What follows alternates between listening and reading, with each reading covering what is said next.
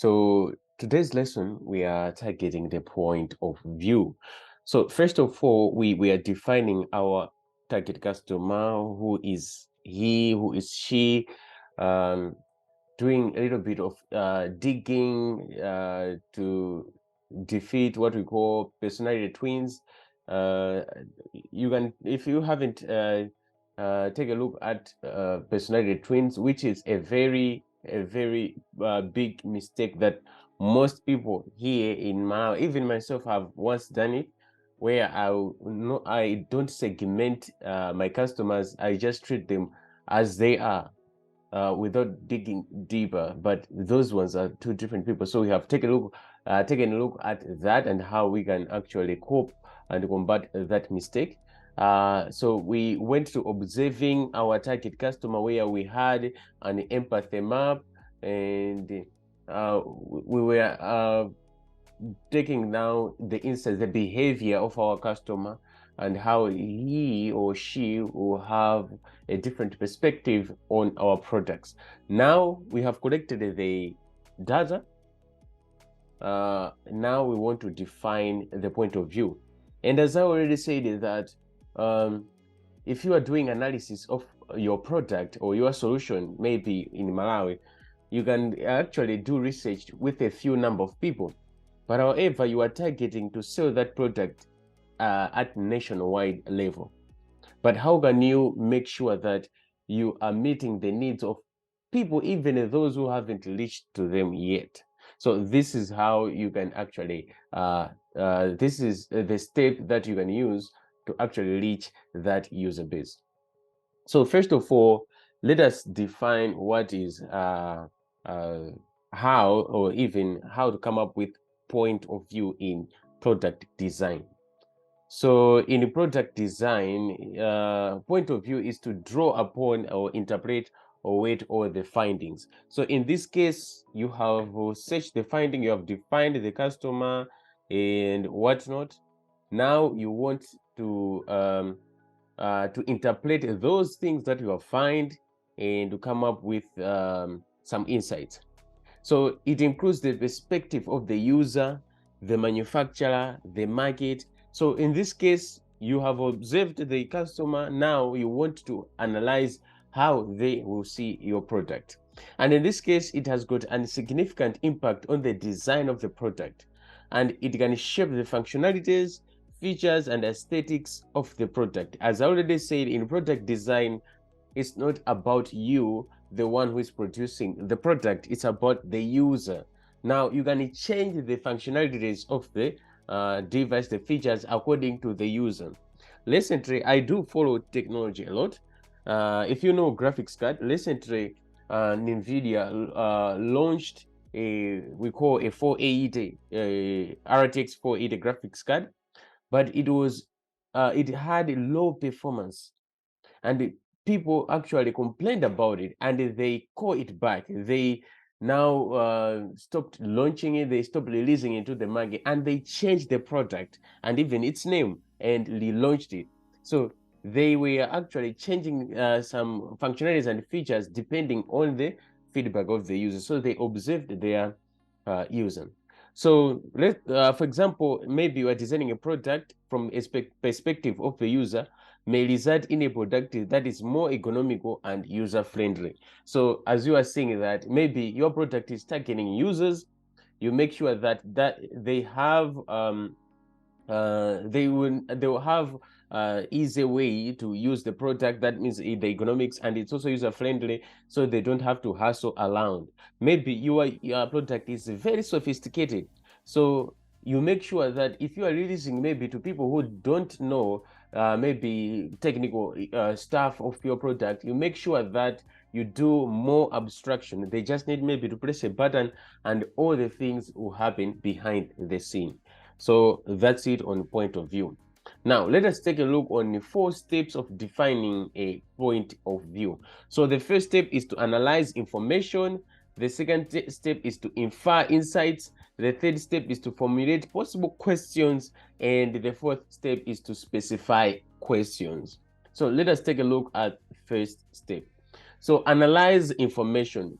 there are two things here that will happen is to collection, interpretation, and analysis of all information.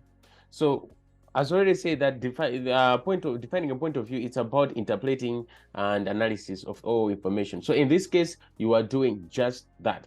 Now you are taking the information that you have collected on needs finding that we had last time on observing our target customer. Then you interpret what does that information saying to you. You analyze it, getting some insight.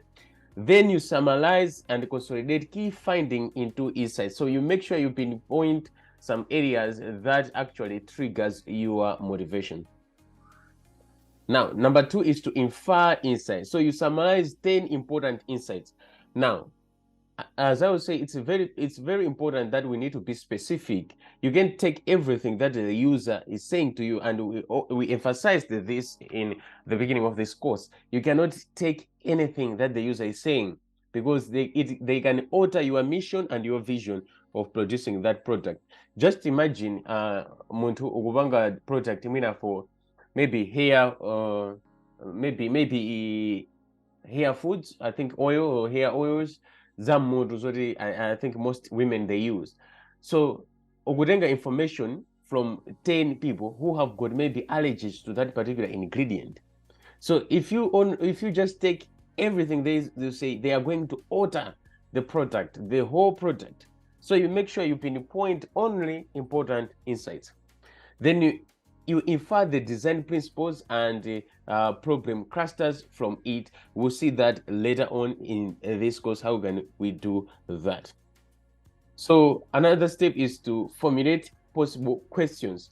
So you mark possible key themes and questions that you can have on the key findings. So e.g. dot voting on insights and principles. So dot voting, now we are just formulating questions. So dot voting, it's like you are working in a team and you make sure that people vote on a particular maybe theme that you have got from the needs finding that you have from users.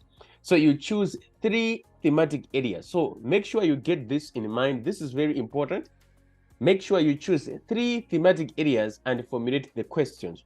So make sure that 10 important insights are machuzapo 3 areas only, and formulate the questions. So the questions would actually come out from those areas. We'll see this later on. And lastly, we specify the questions. It's important to be specific when you are dealing with this. I know that almost every one of us will have companies in the near future. This is very important. Make sure your company has got product design processes, because you want to make sure that that product Mavanga is a free on the market as you launch it. So on specifying questions, make sure you do the you present and discuss and select the question that you have. So this question is basically depending on the insight that you have gotten, and refine and improve the questions, because this question may be single kale yabwino, or if you are getting maybe needs finding from the user, because that user can have maybe can actually give you needs that are not actually clear. So maybe my questions in color that are not clear enough. So you refine and improve the questions, and these questions, they help us to come up with ideas, because that idea formulation is now the next step in product design. Now, this is a summary of the steps that we have done. So first of all, you can see that we are now analyzing the first one. To the left, you are seeing like a grid. We are analyzing the information. So we have collected. Now we have done clustering. So clustering imakazona would mabanga needs finding for maybe 50 people, maybe in your community. Now, unto 10, alindi imfundo imodzi. Make sure you cluster them. In this case, umadziwa kunena kuti ndi anthu angati omwe akufuna chinthu chakuti. Ndi anthu angati akufuna chinthu chakuti. This is what it means, cluster analysis. Make sure you do that depending on value and insights. Now, you do insights now. Umagaika ma insights. For example, if you have maybe like body or whatsoever. So for you to vote the insights, you do we call them dot voting. People have to vote for those insights. Then you have you turn the insights into principles. Remember, 10 themes that you need to have. So the 10 themes, those are principles. You do evaluation points. So evaluation points depends on the weight of the themes that you have taken. And once you do that, and voted, I think theme is good. We should go into this direction of our product. You go to now 3 thematic themes. Now you also do dot voting. You can see the dots. People are now refining the questions. Now this step, remember principle, sentence, and variant. They just need to differentiate. But in these steps, questions. And now these are 3 thematic themes. So inside the themes, they have questions. Now, you are seeing that we are dot voting again. We are refining the product. Now, ukapanga refine muja, pamakhala kuti anthu ambiri pa group pano or in your team, or if you are 2 people or whatsoever, you have variant ways of how you are seeing the product, the point of view. Alipo ambiri mbiri, maybe mukuona kuti ichichi ndikuona kuti mwina anthu akuchifuna in this way. Ndikuona kuti anthu akuchifuna. That is your point of view. You have different variants. Then you select the best variant depending on the weights that you have. That's why you are seeing here variant A, 1A, 1B, and 1C. That's how you do it, and you select the best point of view. Now, let us take a look at our tools of defining point of view, because we already know that there are tools that are available that you can use to define a point of view. So you don't need to hustle around and think deep and whatsoever. There are tools that are available. We have only 2 tools, 9 window 2 and Daisy Map. So Daisy Map, I think some of us, we actually know what a Daisy Map is, but we'll take a look at that later on. It's an easier tool to use. But I think the new tool that you can learn is 9 window 2, which is very important when you are creating your product. Now, our 9 window 2. So our 9 window 2 is a projection, is a tool that you use to project the product in comparison with the past and the future. That's it. Now, it uses 2 criterions. We call them space and time. So you can see here that we do have 2 upper row and the side. We have a column here, the side column and the upper row. So the upper row contains the time and the side column contains the space. So in this case, product yanu is in the present. So you make sure that you put the product in the present. So you place, there is a present supersystem, present system, and present subsystem. Then you have past supersystem and past system and past subsystem. Here you have components of the system and whatnot. So what it means is when you are using 9 window 2, you are putting your product as in the present. Now you are projecting it kodi ku future izakhala yotani, kodi ku past inali yotani. Then you improve that product, because if you are not creating a product that is not future proof, then you are not creating a new product at all. That means that product is not new. People will no longer need it. There is too much supply on the market, so you can fail on the market. So in order to get hold onto this tool, let us go to an example and see how you can use this 9 window tool. So for example, we are now in an example image of 9 window 2. So take a look at the present column here. So the present column, it is the column it's targeting our current idea. So you can have idea. Every idea that you think now is current. So it means it's very obvious idea yako inali yonse munthu ukaganizira imakhala depending on the information that you have seen or you have read. So in this case, idea it's present. Mawa or even Unkuja, Omakarua Sintaso, that idea, while even improve. Now you're going into the future section. That's the whole point of this 9 window 2. So if we go to the present, this is our new idea.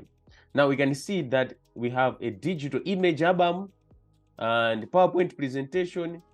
So in this case, if we want to actually focusing by on maybe graphic tools that you can use to display my pictures or whatsoever.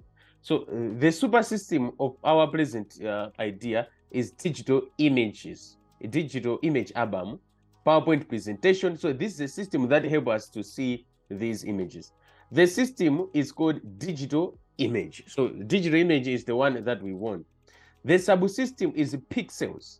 So we are going from the top level system, the system. So the system is the component which is available in the subsystem, and in the super system, and the subsystem is a component that makes the super system. That makes the system. So you can see that the digital image is made of pixels or virtual points on physical data storage. So we have virtual particles on physical data storages. Now you have break the idea. So umaona kaya kupast what was happening in the past. So in the past, not photo album makala photo image, and for image makala physical particles of physical photos. I think it ni mafilimu aja kalikale timajambula now using my films. Now you project your product, because your product now ufuna kuti technology kamasinta nawe sozisinta. So we do have digital album and on virtual storage. So I don't know what is that actually. Maybe in visual storage it can be maybe online or whatsoever. So we do have visual image on visual storage. We call this biosystems. Biosystems, I think we have DNA storage and whatsoever. It's crazy things that people are predicting to happen in the future. We have pixels on visual storage and whatnot. So your idea or business idea cannot be like this, but you can take the same features of 9 window 2 to project how your product is going to look like. So in this case, you are in the same mindset of a product. The product you are able to deploy the product in a sense you can reach a lot of people because your product is future proof.